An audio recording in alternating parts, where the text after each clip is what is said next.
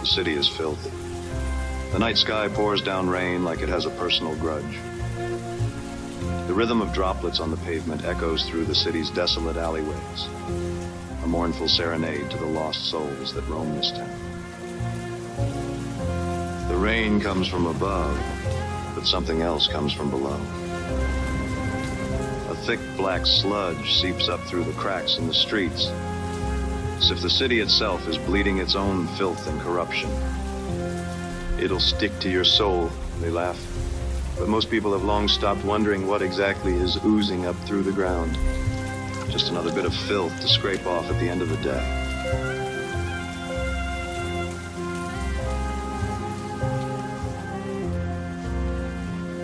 That's me.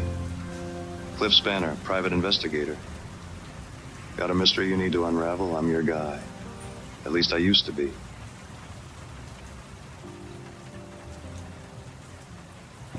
Smoke curls from the end of my sparkler, turning to ash on my desk.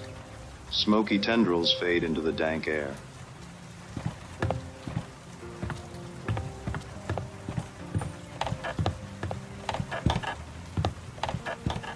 A sign on the door reads, Cliff Spanner, private investigator.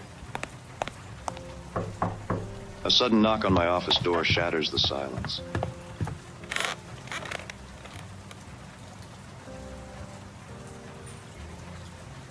Yeah, come in. A woman steps into the room. Her silhouette oozes sensuality. Her eyes shimmer with desperation and allure. Her face is stunning. She moves with an elegance that seems to defy the grimy streets she must have traversed to get here. I catch a hint of her perfume, something intoxicating as she approaches my desk. I need your help, Mr. Spanner. There's something terribly wrong, and I don't know who else to turn to. Need a light?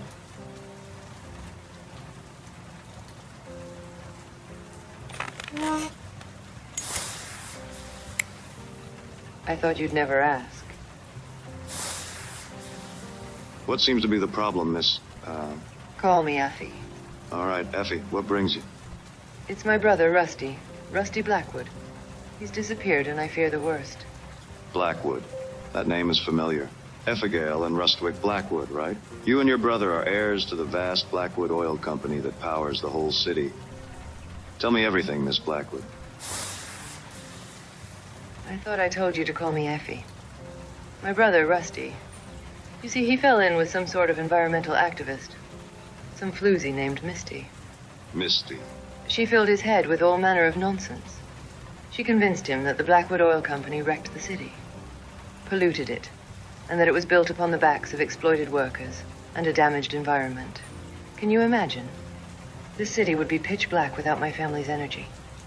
That's when I started noticing changes around the office. Incomplete reports, mysterious memos, strange phone calls at all hours. I tried to brush it off as simple negligence, but, oh, Cliff, I have begun to suspect that my brother is secretly working with Sunshine Power.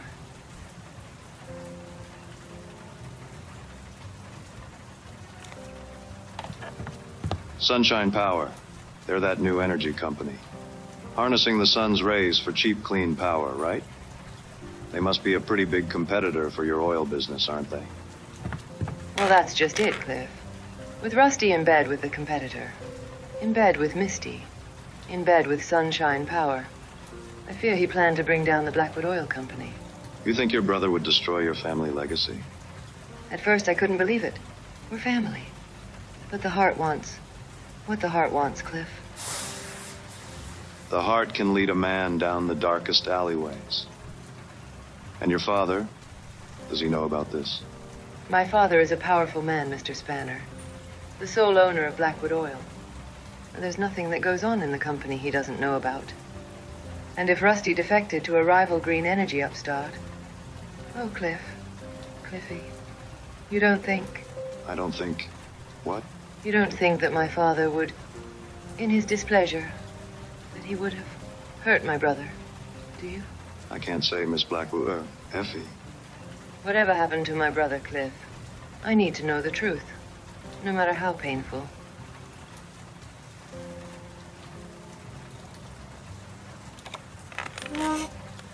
I'll find your brother, Effie. The truth has a way of revealing itself, even in the darkest corners. Thank you, Mr. Spanner.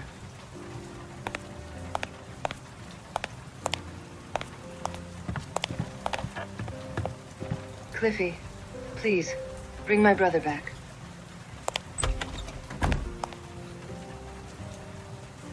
The scent of Effie's perfume lingers in the air. It is certain this case will be my greatest trial yet. The stakes are high, the danger palpable, but I am a private eye, born to the shadows, a crusader in the face of darkness. I am Cliff Spanner, and I have a mystery to solve.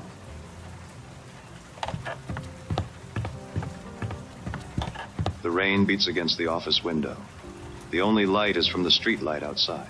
Through the sheets of rain and the dusty blinds, the dim, amber glow casts ghostly shadows across my desk.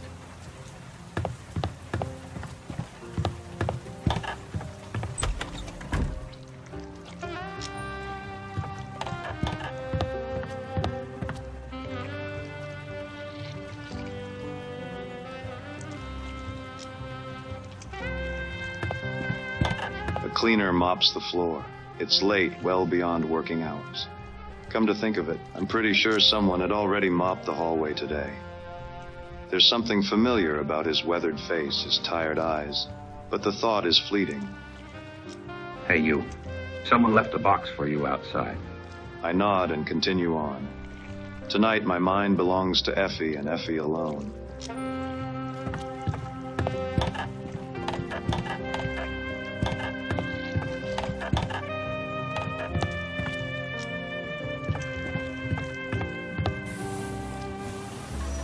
I step into the inky black night. A box beside the door catches my attention. A note says, "Come home soon. Love, Mom." Inside are several goo balls.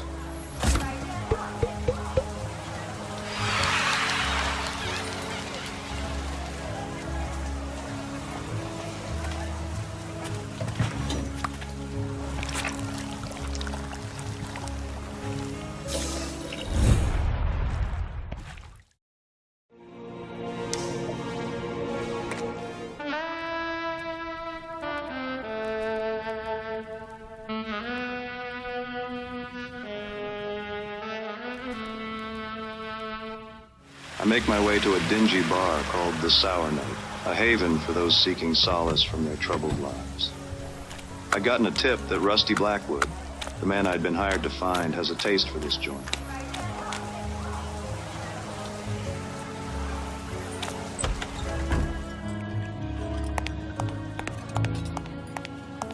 I approach the bar, flicking wet from the rain off the collar of my trench coat, and take a seat on one of the worn leather stools. What's your poison, stranger? Just information tonight. I'm a bartender, pal, not a library. All right, give me a frosty glass of milk.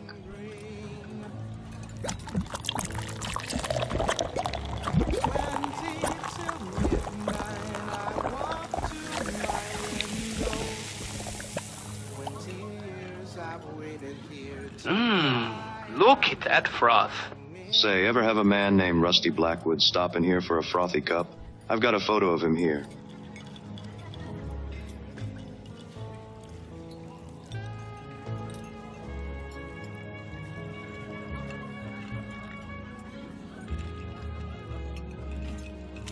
He's got a name I do not know, but yeah, I've seen him.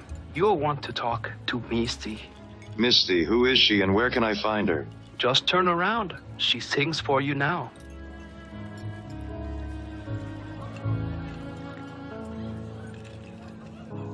Your hearts are rusting, my mouth is frozen. Whoa. Don't go get your hopes up, pal. Now, what would a woman like Misty be doing with a man like Rusty? She likes some trouble, you know. But I ain't seen these Rusty in a long distance. Were they, involved in a duet? Huh? Were Rusty and Misty both riding side saddle on the same steed? Were they sharing more than a glass of whiskey? Whiskey? What's that? Were they both 2 hot bullets in a revolver? I don't... What I mean to say is, were Misty and Rusty romantically permeated? Can't say for sure, pal. Misty follows her a long, twisty road, but I'd say she enjoys playing with fire. And Rusty, let's just say last time I saw him here, he was smoking. You're not so bad at dispensing information, bartender. Good luck, pal.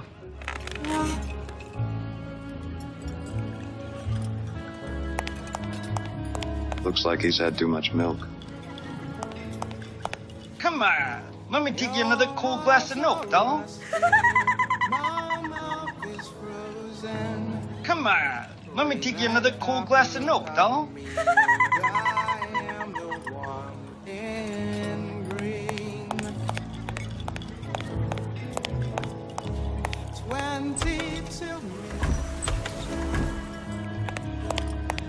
Misty's sultry voice floats in the air like a wounded albatross. She sways to the rhythm of the music. Her eyes move languorously from one patron to another, as if cataloging their sins. 20 years I've waited here tonight. I'm the one in green.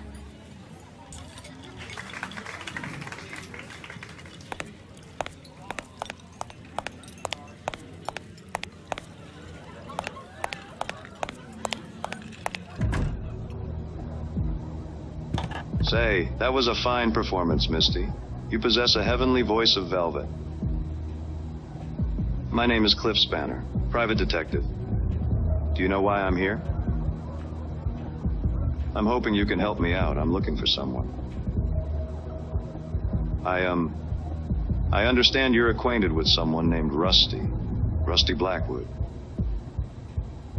He's not been seen in a while, and I'm hoping you can tell me where he might have gone. For a woman with such a beautiful voice, you sure are spare on words, aren't you, Misty? A real laconic crusader.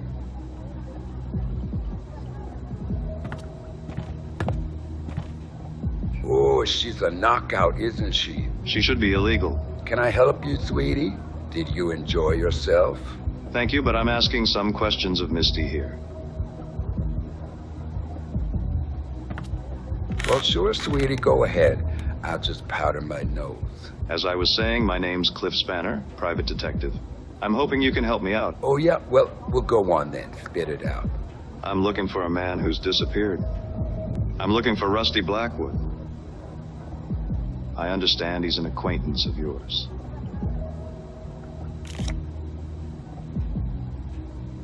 Do me a favor, sweetie. Turn around, please.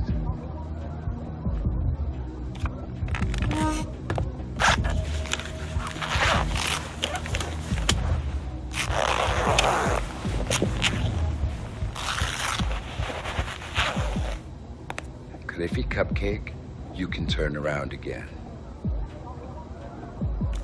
Misty, there was a nice man here. He must have run off. Oh, you know how men are, Cliff. You think they're one thing, and then they're another. So about Rusty Blackwood. Ooh, Rusty, he was a promising one. Tell me more, Misty. Were you using Rusty to get to his family's Blackwood Oil Company?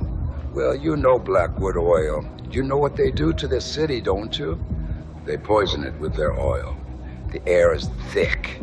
Even the ground is bleeding. I tried to show Rusty the truth, but... You thought you'd convince Rusty to destroy his own family business? Yeah, Rusty. A little dim, but he was cute. I thought he was interested in cleaning up this city, in doing something about this rotten family oil business. And he was, for a while. But he changed. He was lured by another light in the dark. Where'd he wander off to? Look, since Rusty's a pal, I'll throw you a bone. But you ain't heard it from me, understand? If that's what it takes. I might have an idea who he's been hanging around with. Yeah? Who?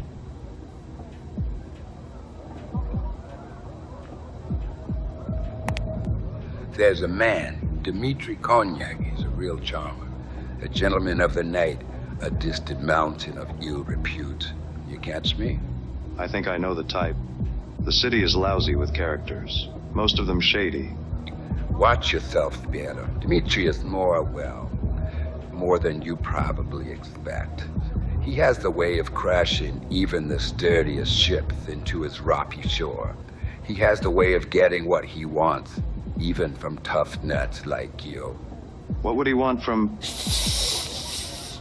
Just find Dmitri Konyak. You will understand. He's usually on the last train out of the city, the midnight steamliner. If you leave now, you still have time to catch it tonight, if you hurry. What makes you think he'll talk to me? Well, he won't, not with that attitude. Look at you all dressed up like a private dick. Just doing my job, ma'am. Oh, sweetie, you're just a fool in drag. But so is everyone you've ever met. Anything else you need to tell me about Dmitri Konyak? You're gonna need something to loosen his tongue.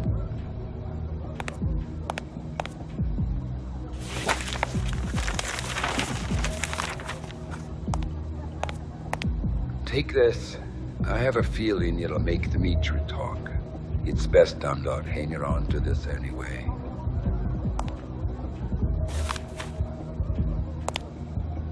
It's been a pleasure, Miss D. Just be careful, Spanner. Now, scuttle lost, sweetie. I need to go get ready for my next set.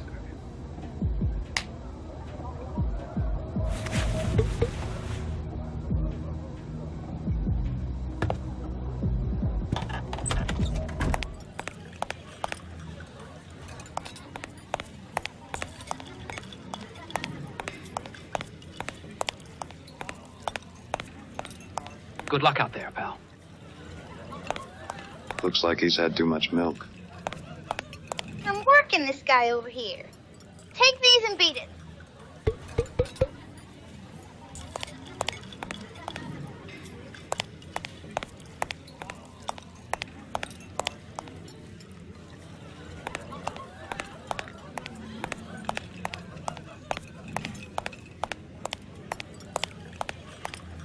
I need answers about Rusty Blackwood. And this guy, Konyak, might hold the key. I gotta get to the train station.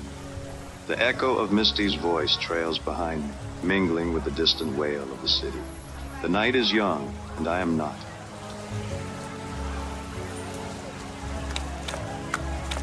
I see a sad sack in a city cleaner uniform sweeping wet sludge from the sidewalk into the gutter. He turns away from me as I pass. But is this the same guy who was mopping the hallway outside my office? No way, couldn't be. What's your name, friend? Just a guy looking after this dump.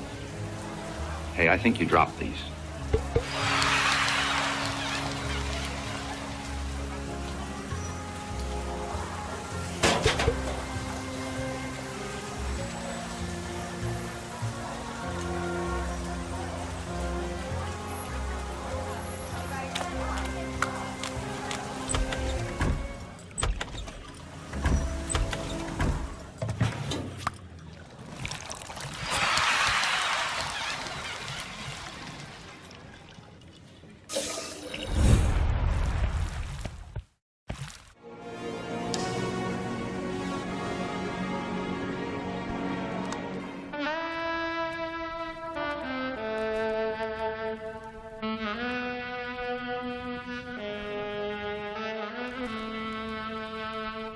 I catch the last train out of the city.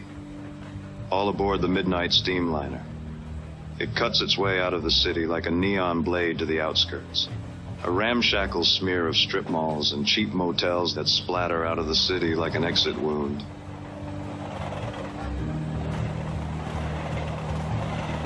I'd ask that you leave me be, sir. I'd ask that you leave me be, sir. I can't shake the feeling I'm being tailed, that someone is watching me. Here you go, you poor old thing.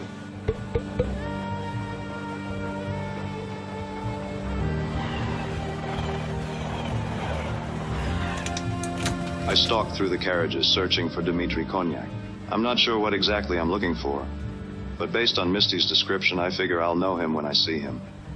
All I know is that Konyak is a dangerous man whose charisma is inescapable. I'm late. Here, you can have these. A chill runs up my spine. Something isn't right, but I press on.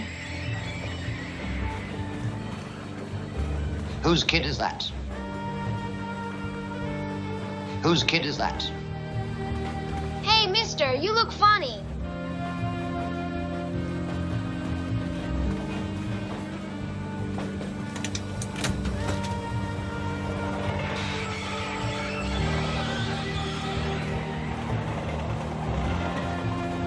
This must be him. Dmitri is a hard man to miss. He's sitting in a dimly lit booth, accompanied by a stunning woman who looks me up and down as I approach. Well, go on then. Don't just monologue to yourself. Now let's hear what's grappling around in that pretty little head. Dmitri is a large man, robust, spilling out of his seat, a relic from a time when indulgence was a luxury. His substantial girth, once a symbol of opulence, now hints at the sins he must have savored. The man is immaculately groomed, his mustache adding a touch of rugged sophistication. Well, thanks. I enjoy my sophisticated mustache, too. I knew my monologuing would get me in trouble one day. Finally, something interesting is about to happen. Come sit with me, Hanson. Let's wait for it together. What's going to happen? Come sink your teeth into a buttered roll. Konyak's voice, a resonant basso profundo, was the sturdiest thing on this rickety train. The secret to the perfect piece of cake is carefully slicing it to just the perfect size. Enormous. You look tired. Has it been a long night? I'm looking for someone. You've been talking to Misty. How do you know? Did she call you? Do you see a telephone?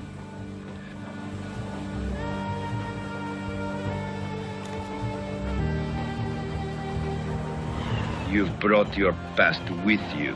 Every line under those cute little vodka bottle glasses. That cloud of Misty's perfume you waft him here with. I always told her she wore too much. I hope my acquired scent didn't disturb the other passengers. It doesn't matter. Of course it matters. It's my job to move like a shadow in the night, to not be seen or smelled. It doesn't matter because there is no one else on this train. Of course there are, Konyak. I talked to lots of passengers in the carriages before you. Ghosts. They're all ghosts. Did you try the ham?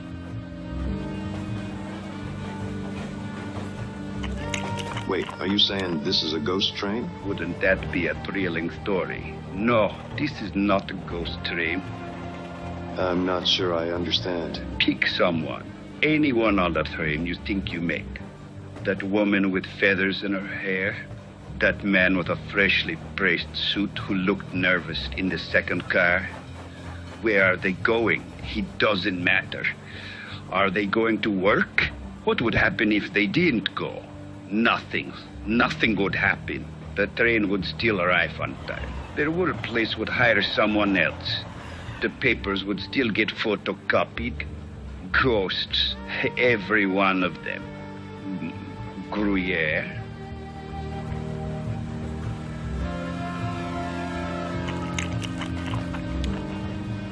Dmitri, how long have you been riding this train?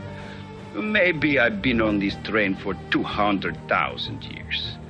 Or maybe I didn't exist until you trotted through that door over there. The more interesting question is, how long am I going to be here? Well, the end of the line is coming soon. What is it you really want to ask? And you simply must try the salami.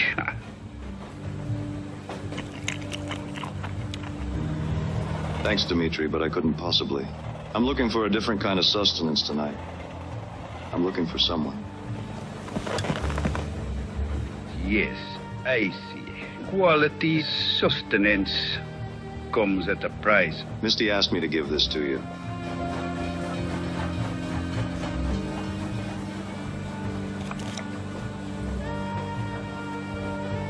And what did you say your name was?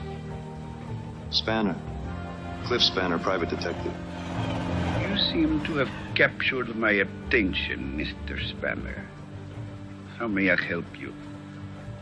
Rusty Blackwood, heir to the Blackwood Oil Company, is missing. I understand he may have interacted with you. Rusty Blackwood. The poor fool got tangled up in something stickier than he could handle. And he stumbled onto some secrets, dangerous ones. Tell me everything, Cognac. Spare no detail. Rusty had evidence.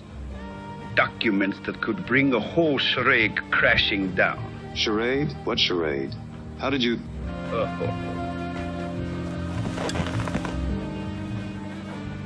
I mean, how could someone in your professional occupation...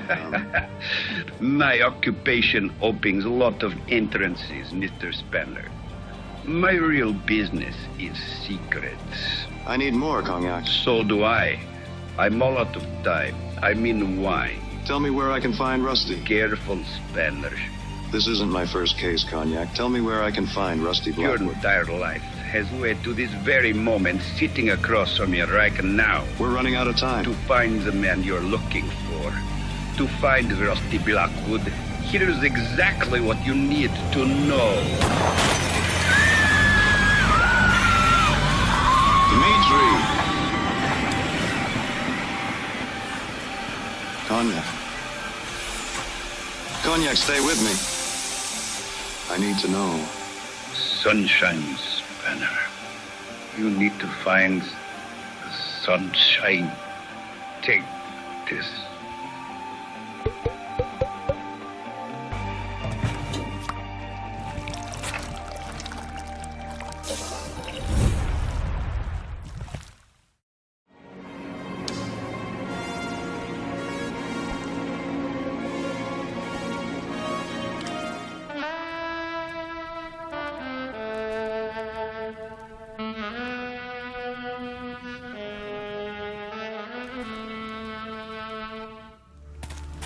Even here, at the edge of civilization, the streets glisten with black ooze seeping up from below. In every direction, there are forgotten lots and buildings, tucked away, left behind, like bad memories. These might come in handy.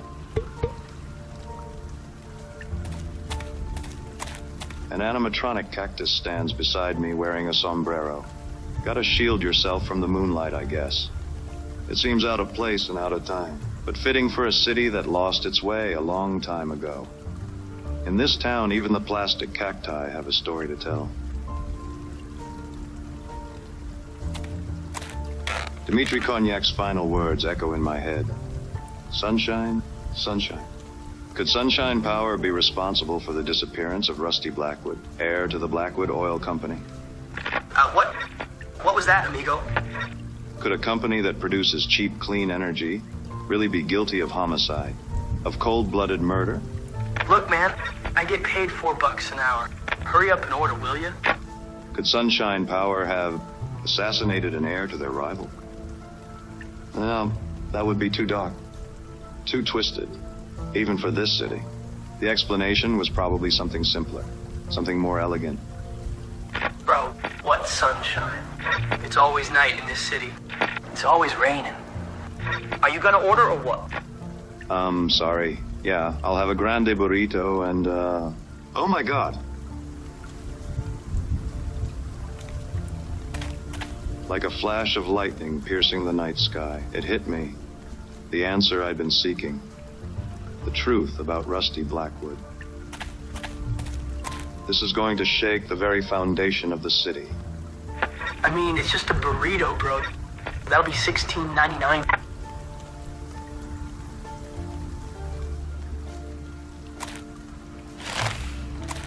Oh yeah, we're also running a special. You can take these too.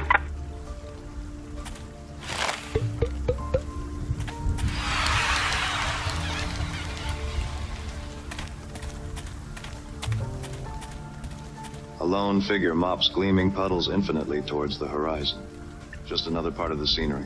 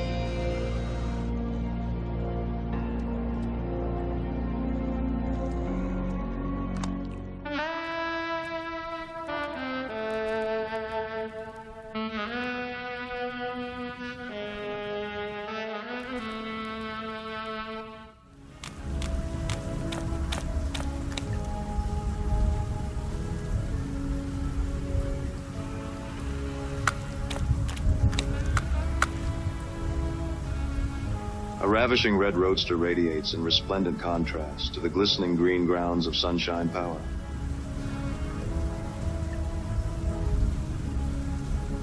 The headquarters of Sunshine Power rises out of the pavement like an emerald monolith, sparkling in the night. A gleaming green monument to nature, growth, renewal, and wealth.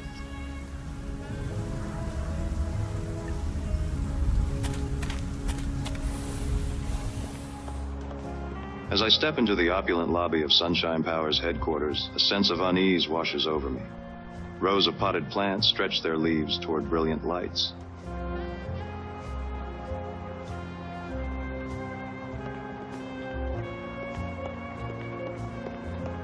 Glossy posters adorn the walls, all of them boasting about Sunshine Power's clean energy and sustainability initiatives.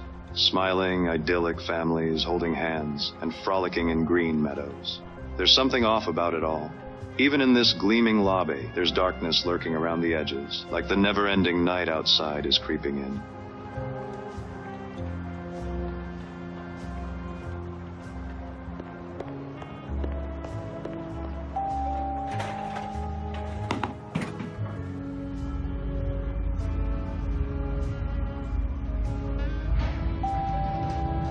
My eyes, still aching from the gleaming lobby, adjust to the muted grandeur that surrounds me. I step out of the elevator onto perfectly polished tile and cringe, thinking about the grime and sludge that my shoes are tracking in. At the end of the hallway is a set of massive wooden doors, into which is carved the image of the sun, radiant and resplendent, its rays emanating in all directions.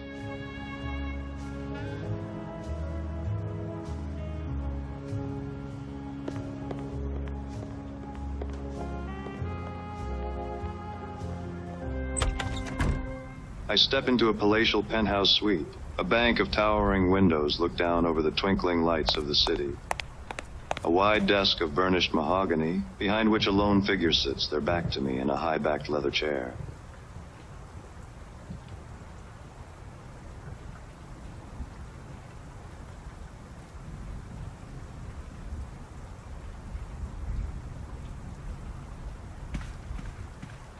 The high-backed chair spins around slowly, and a face emerges from the shadows.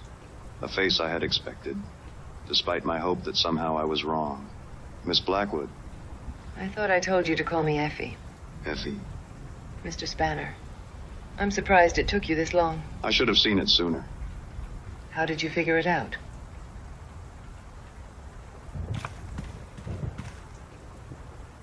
In a city of endless night and constant rain. Sunshine, Effie.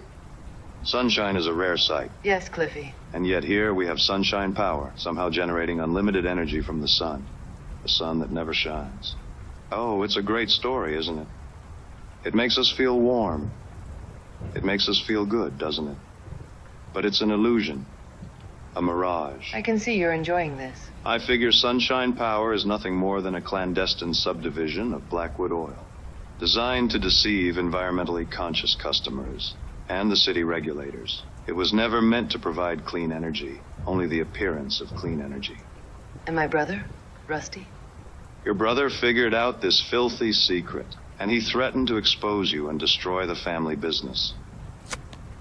And you, Miss Blackwood, to protect your family's legacy, had your own brother killed. No, it wasn't you who murdered Rusty, Miss Blackwood. In fact, it wasn't a person at all who murdered Rusty. It was the weight of family legacy.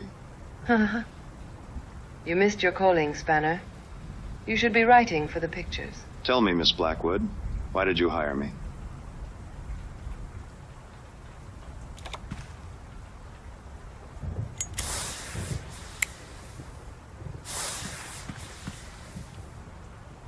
What can I say?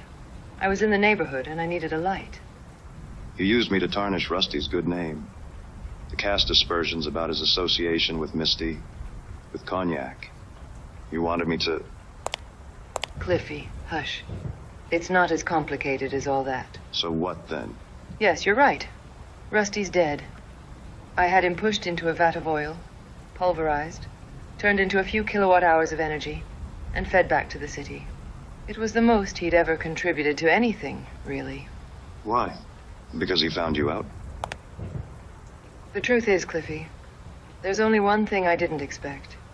That I would... Okay, guys. It's time to clean up. Can I help you, sir? You're not supposed to be up...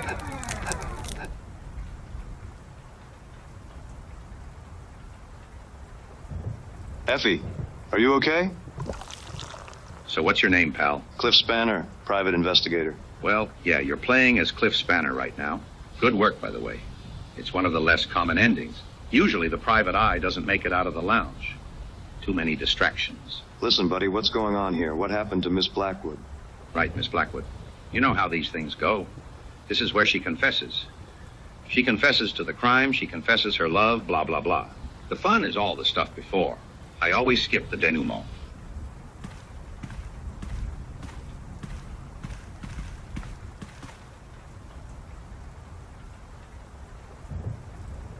What are you talking about? Take a look out there, Cliffy. See that city? It was built for you. Well, not for you. It was built for you. Like I said before, what's your name, pal? I already told you. I'm Cliff Spanner, private investigator. Yeah, the private eye is always a little thick. Hang on. Let's force quit this scenario.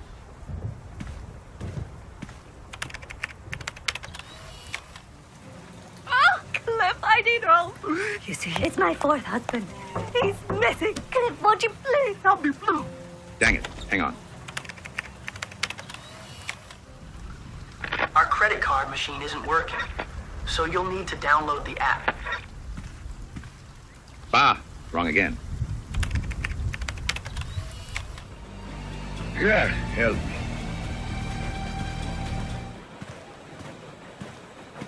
Blast it all. Okay, this has got to be it. Now we're talking.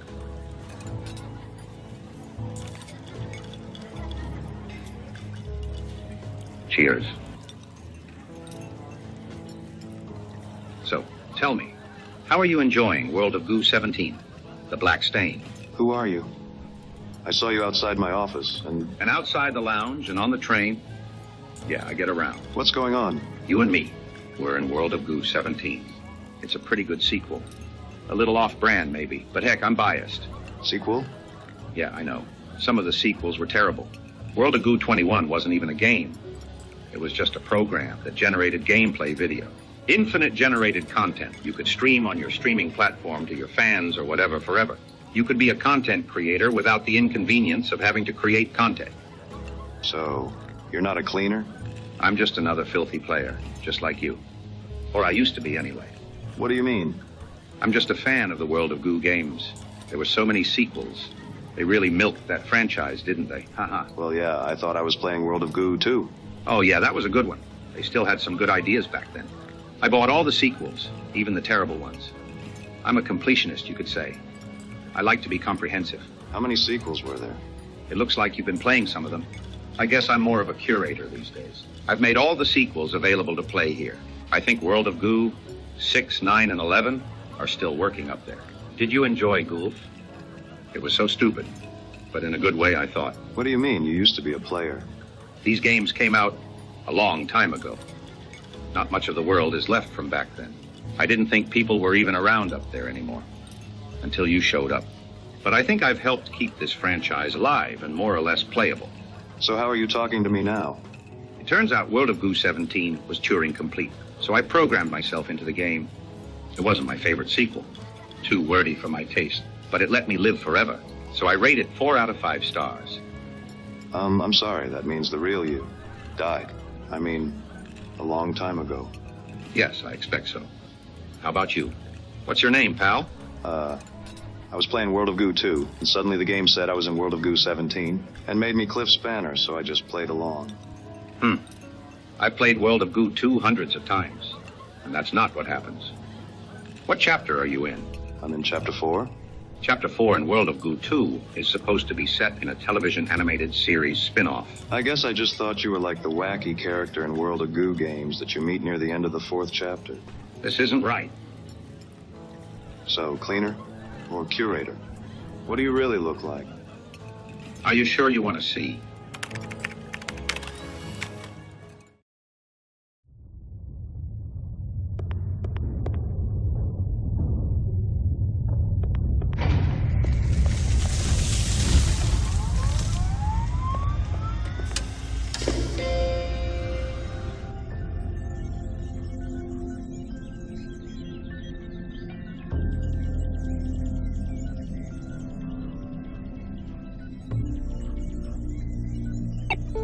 I'm glad you visited. It must be lonely here, spending eternity inside the 17th sequel.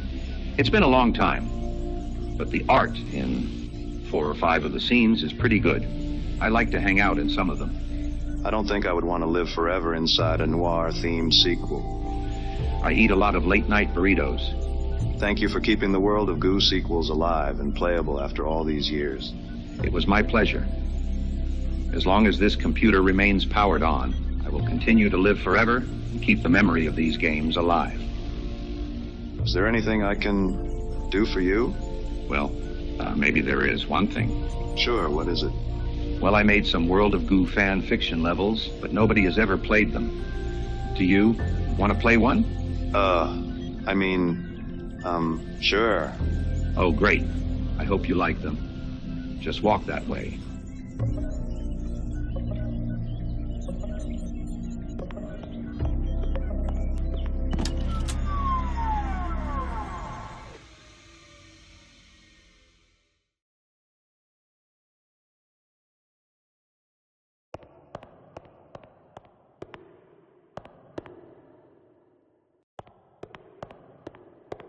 Hello? Sorry I tripped on this power cable. Is that bad? Is anyone there? Okay, I'll just plug this back in again.